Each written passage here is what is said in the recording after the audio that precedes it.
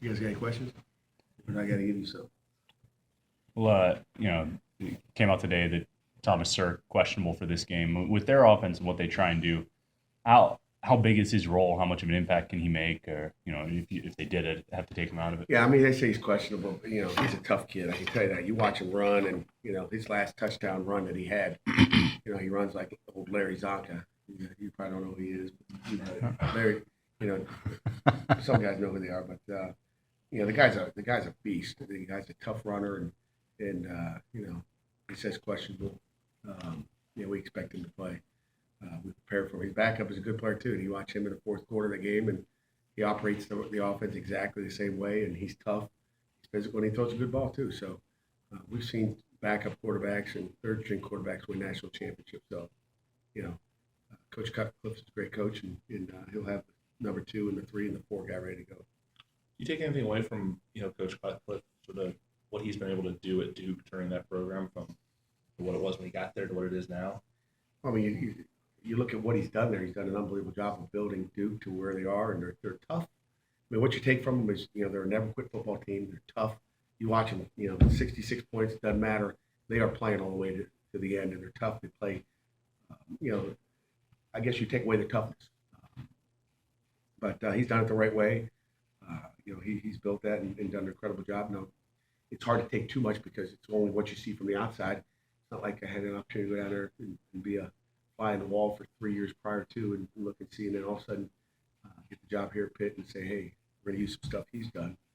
You can't do that, but you see the toughness on the field. And, they're not a basketball football team. They're a football team. It's tough. The two running backs, then, I mean, Powell and Duncan, are they similar types of backs, or what kind of challenges they present?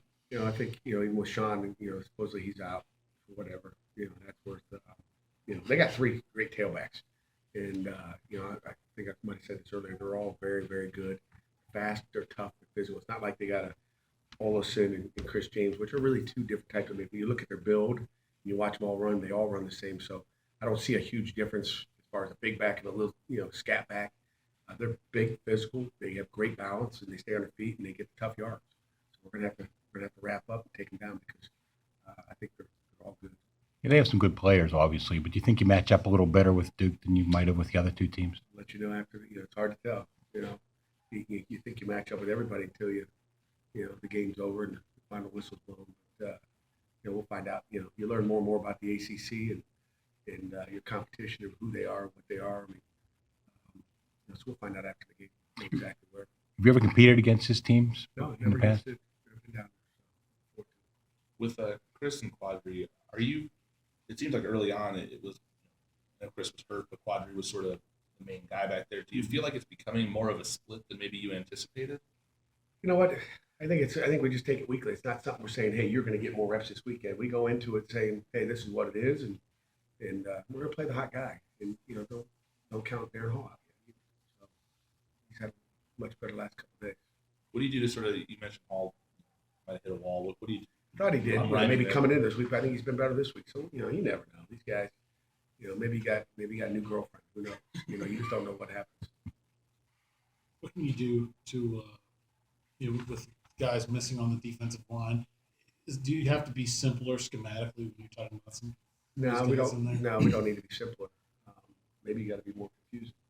Maybe you got to do a little bit more to cover it up, and you don't have your starters out there. But, they know what to do. So it won't be a matter of that. It'll be a matter of them getting it done and playing like a starter. That's what they are. You expect for Tyreek and Mark? Say that again. Tyreek and Mark, I mean, you expect to have them? Well, I guess the injury report will come out later today. Find out. Hints. I got to talk to the trainer after practice today. Give me a chance. That's what we got our staff to do. Talk about the final treatment. You guys can't sit in on the staff. Thought we were sticking around for it. You've got 5 Woodland Hills guys for you. What are the qualities that a Woodland Hills football player, from what you've seen, being there at Pitt? Well, the first quality is they've been coached before, and they know how to win. And then that's huge. When you got good football coaches, when you come from a program that doesn't have very good football and they have good players, they run around, or maybe they're big, but they haven't played good football, then they get here, we've got to teach them how to play the game. When they come from Woodland Hills, they were well coached. they talk fundamentals. They go around the country looking and find out what other people are doing, what technique are you using. So they play with good technique. And well coached, they come over, our 7-on-7, our big man camp. I mean, they do all those things that make you a better football team instead of just sitting back at home thinking maybe that, you got everything you need there. So that's the first thing. And then, obviously it's great football. I mean, it's a high quality football that, if they can play at that level, it's not a tennis shoe league.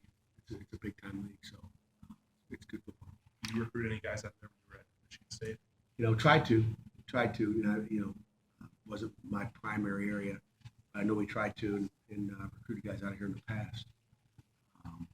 Back when I was recruiting the area, didn't get them for it. Cornerbacks, not just in your defense, but in all defenses, need to be tough mentally and physically. How have your guys bounced back from the last couple of weeks? They've bounced back good.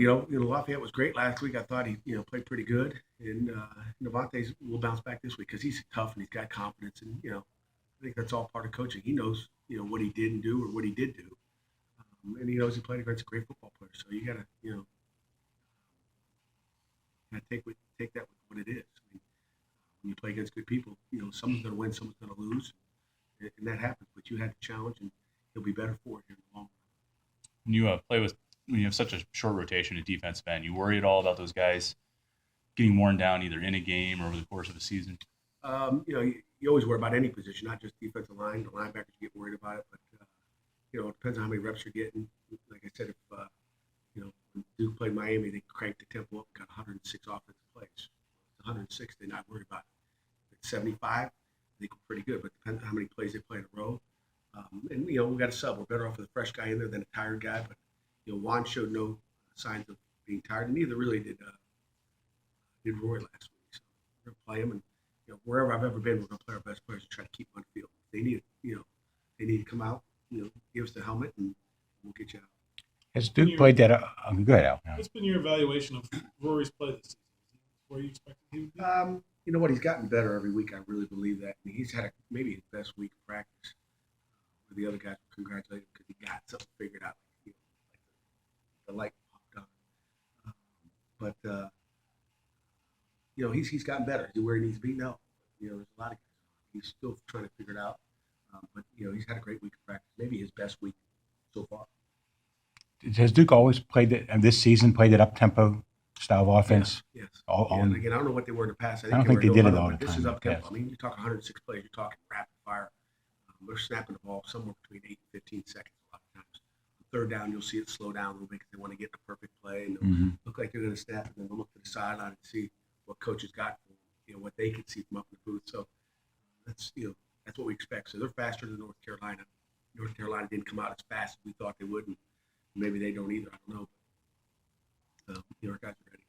Do you think that's a trend that's sort of gaining some popularity? That's been for years. I mean, it all depends. I mean, Chip Kelly was doing it in Oregon for years. So, it's been going on for years. It's just people change it up and go, we've got a way of doing it as well. But it's not what we do, and I don't think our guys are great at it right now. So it's not something we get into. But we have a way of changing the tempo too. But teams that do it, like Baylor, I mean, that's all they do. And that's probably Baylor and Indiana are probably the two fastest I've been around. These guys sort of had a problem with like the replay and officiating with that kickoff return. I know you've had discussions with referees over the past couple of weeks. Do you feel like the ACC has a big picture officiating? I don't want to say problem, but something that needs to be addressed long term. I've been in different conferences. I'm never going to be happy on the sideline. I'm trying to support our kids, and they're working their tail off there. I'm going to do my job and try to work whatever I can do for them because they're playing the game. But I don't think they got a problem. There's no bigger problem in the ACC than there is in the Big 10 or the Big 12 or SEC. It's all the same.